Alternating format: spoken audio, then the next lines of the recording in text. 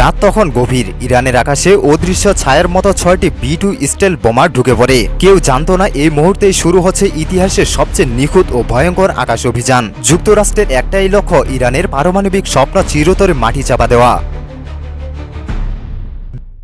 2025 সালের 21শে জুন সকালবেলা যুক্তরাষ্ট্র প্রায় 125টি যুদ্ধবিমান পাঠায় ইরানের 3টি প্রধান পারমাণবিক স্থাপনায় আঘাত হানার জন্য।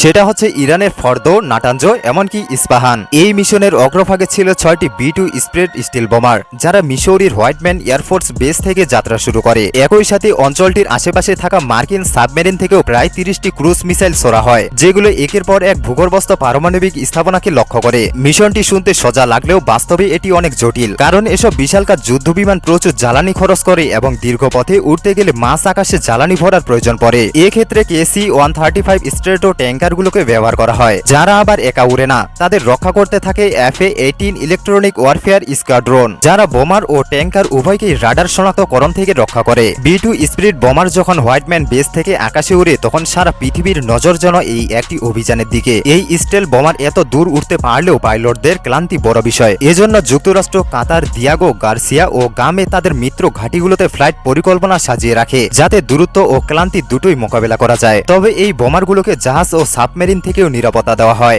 F-18 সুপার হর্নেট ও EA-18 গ্রাউলার ফাইটার জেটগুলি US ক্যারিয়ারের ডেক থেকে উড়ে আসে। কেউ আকাশপথ পরিষ্কার করে দেয়, কেউ আবার ট্যাঙ্কার ও বোমারের নিরাপত্তা নিশ্চিত করে। এদিকে আবার KC-135 ট্যাঙ্কারগুলো সৌদি আরবের আকাশে ঘোরাফেরা করে জ্বালানি সরবরাহের জন্য প্রস্তুত থাকে। B2 স্পিরিট বোমার রাতের অন্ধকারের আকাশে মিশে যায়। স্টেল তাদের ঢাল, কিন্তু দূরত্ব তাদের শত্রু। ঘন্টার পর ঘন্টা উড়িয়ে গিয়ে তারা ট্যাঙ্কারের সঙ্গে দেখা করে মাঝ আকাশে জ্বালানি নেয়। আর EA-18 গ্রাউলার জেটগুলো ইলেকট্রনিক শব্দে পুরো এলাকা আবচ্ছন্ন করে ফেলে, যাতে শত্রু রাডার বিভ্রান্ত হয়। এরই মধ্যে যুক্তরাষ্ট্রের কমান্ড সেন্টারে বসে বিশ্লেষকরা রিয়েল টাইম ফিড দেখছেন, যেন রাডারে কিছু ধরা পড়লে সঙ্গে সঙ্গে দিক পরিবর্তন করা যায়।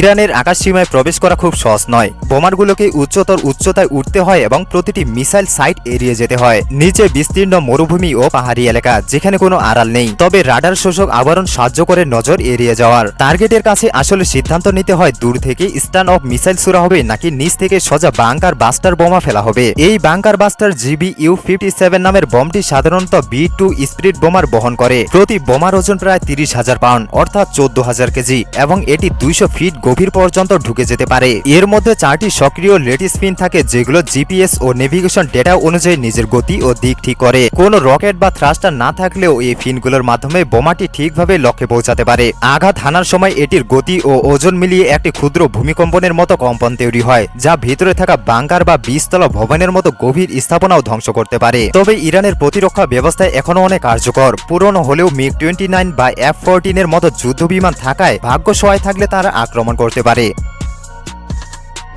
এখানে যুক্তরাষ্ট্রের সবচেয়ে বড় অস্ত্র হলো ইলেকট্রনিক জেমিং। EA-18 গ্রাউলার জেটগুলো ইরানি কমিউনিকেশন চ্যানেল ব্লক করে দেয়, যার ফলে তাদের বিমানগুলো মিসাইল চালাতে বা যোগাযোগ করতে পারে না। আর যদিও কোনো ইরানি ফাইটার বোমারের কাছে চলে আসে, তখন F-22 র্যাপটরের মতো জেট প্রস্তুত থাকে মোকাবেলার জন্য। বোমারগুলো যখন ফিরে আসে, তখন আকাশে বিশৃঙ্খলা। ইরান SAM অর্থাৎ সারফেস টু এয়ার মিসাইল ছুড়ে ফেলে, কিন্তু মার্কিন ডিকোয়ের কারণে সেগুলো খালি আকাশেই পড়ে যায়। এই পুরো অভিযানের সবচেয়ে জটিল অংশ হলো বোমার ফিউজিং, অর্থাৎ ঠিক কখন বিস্ফোরণ তার উপর নির্ভর করে। এজন্য দুটি ফিউজ ব্যবহার করা হয়, একটি জি সেন্সিং ফিউজ আর একটি টাইম ডিলে ফিউজ। ফিউজগুলোকে পিছনের দিকে স্থাপন করা হয়, যাতে প্রথম আঘাতে তারা ক্ষতিগ্রস্ত না হয়। বিস্ফোরণের পর তার নিচে থাকা স্থাপনগুলো ধ্বংস করে দেয়, যা ইরান বহু বছর ধরে গোপনে গড়ে তুলেছিল। ইসরায়েল জুন 13 থেকে ইরানের পারমাণবিক সাইটে হামলা চালিয়ে গেলেও তারা শুধুমাত্র ভেন্টিলেশন শেপ ভাঙতে পেরেছে। তাদের বাংকার বোমা এতটাও গভীরে ঢুকতে পারেনি। আর এখানে এসে যুক্তরাষ্ট্র, তারা GBU-57 ব্যবহার করে ফর্দো এবং নাটাঞ্জর মতো ঘনবসতিপূর্ণ কংক্রিটে মোড়ানো পারমাণবিক স্থাপনাগুলোতে সোজা হামলা চালায়।